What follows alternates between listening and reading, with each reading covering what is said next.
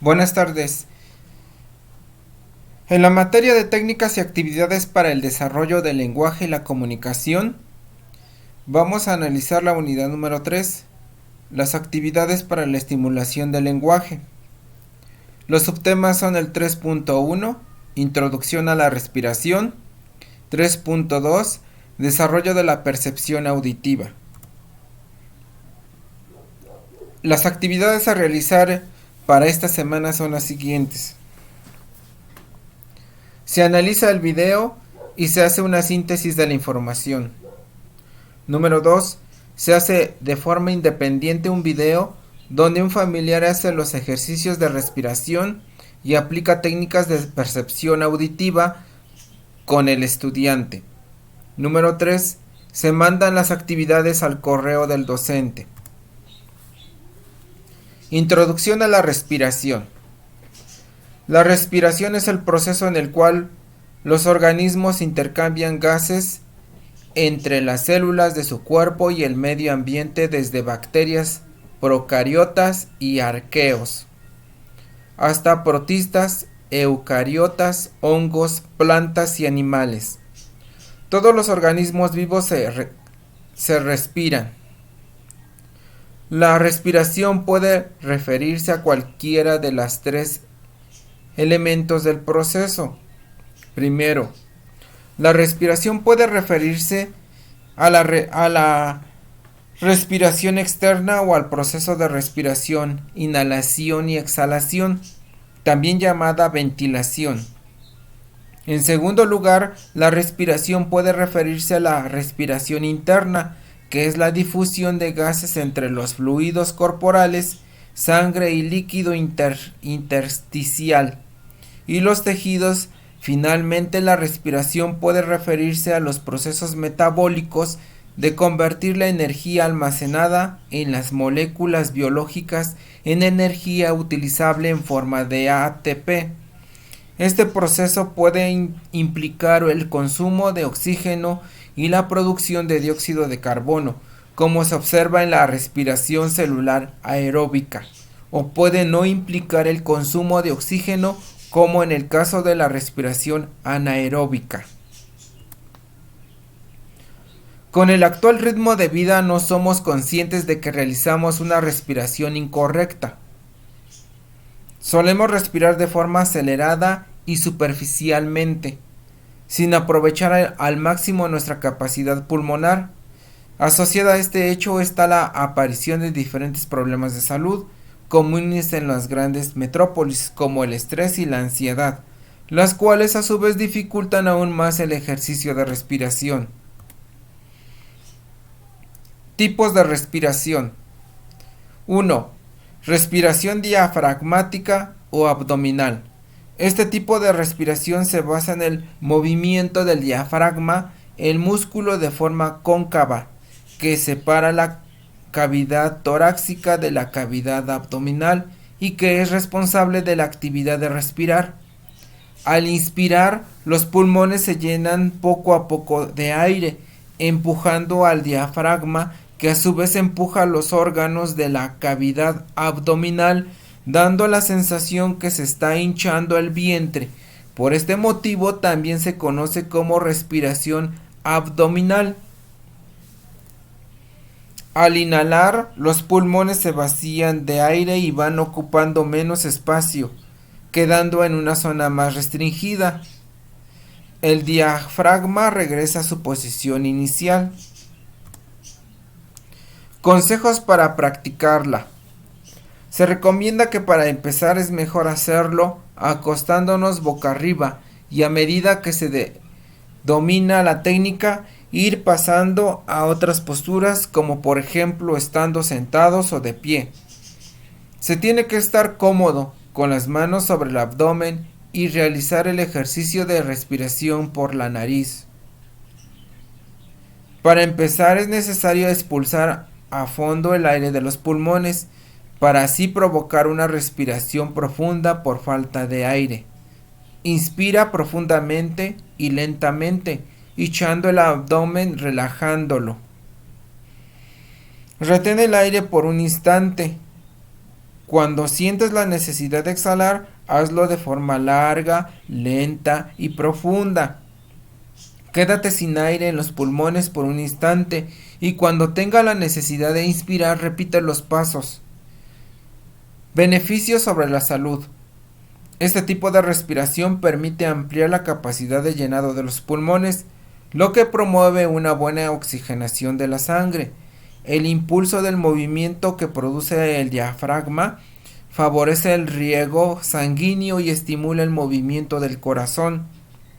La constante actividad del diafragma realiza un buen masaje a los órganos de la cavidad abdominal, favoreciendo el tránsito intestinal.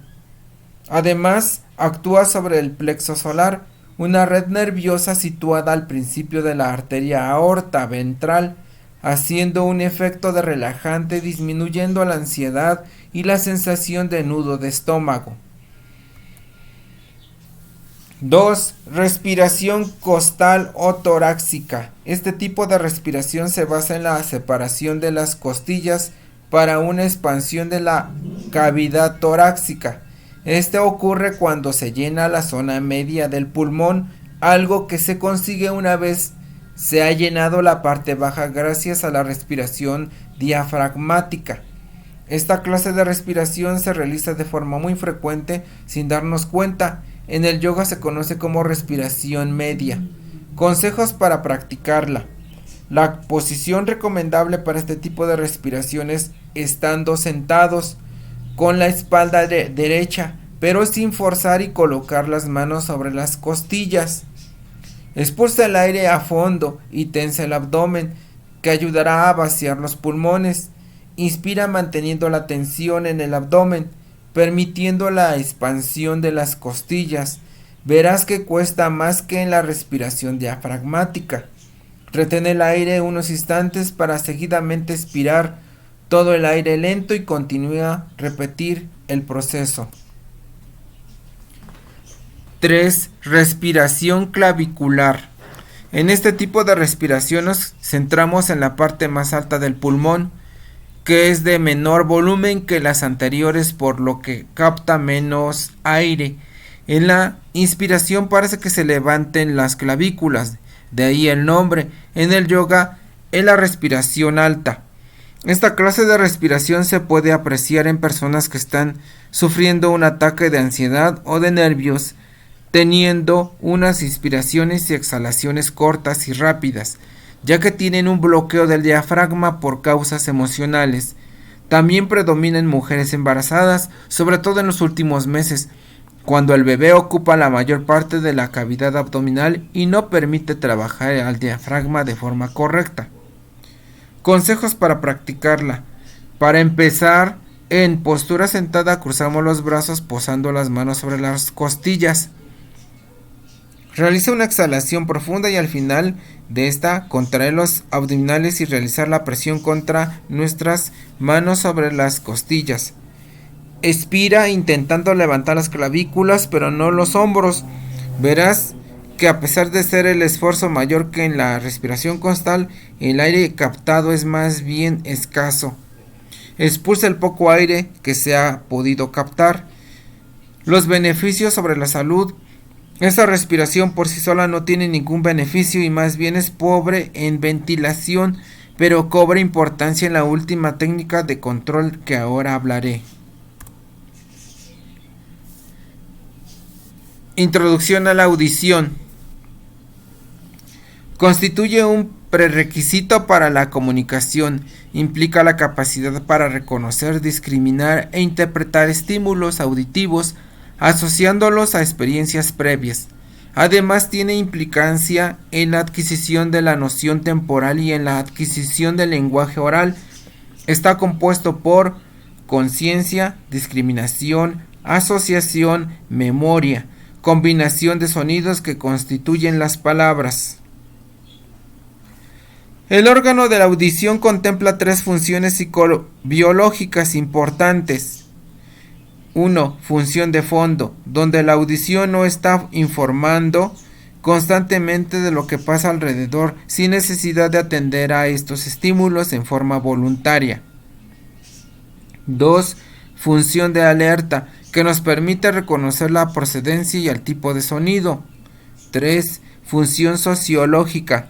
La audición nos da el sentido de fluidez que tienen los sonidos que forman el código del lenguaje, lo que nos permite comunicarnos con otras personas, lo cual es una necesidad básica de los seres humanos, ya que somos inminentemente sociales.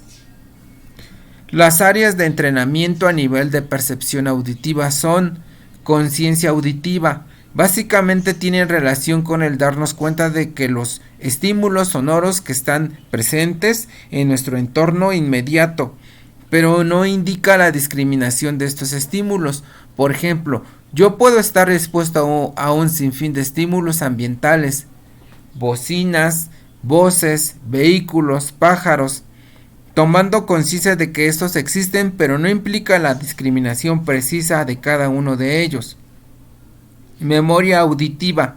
Está implícita en ella el grado de memorización del niño a través de la modalidad auditiva, en aspectos que se refieren a evocación, reproducción verbal y retención. Implica necesariamente experiencias previas, por ejemplo, recordar la voz de nuestra mamá, recordar la melodía de una canción. Discriminación auditiva. Diferenciar sonidos semejantes o diferentes, lo cual implica evocar experiencias previas. Por ejemplo, diferenciar entre muchas voces femeninas, la voz de nuestra mamá, diferenciar entre los sonidos emitidos por los distintos animales, etc. Discriminación de sonidos iniciales. Estos se hacen importantes en el apresto de la lectura, por lo cual es importante que los sonidos sean familiares al contexto del niño, y no que sean presentados en forma aislada. Por ejemplo, pedirles a los niños que nombren a sus compañeros cuyos nombres empiecen con igual sonido: Marta, María y Marisela. Discriminación de sonidos finales. Estos se deben trabajar en forma sucesiva o conjunta a la discriminación de sonidos iniciales.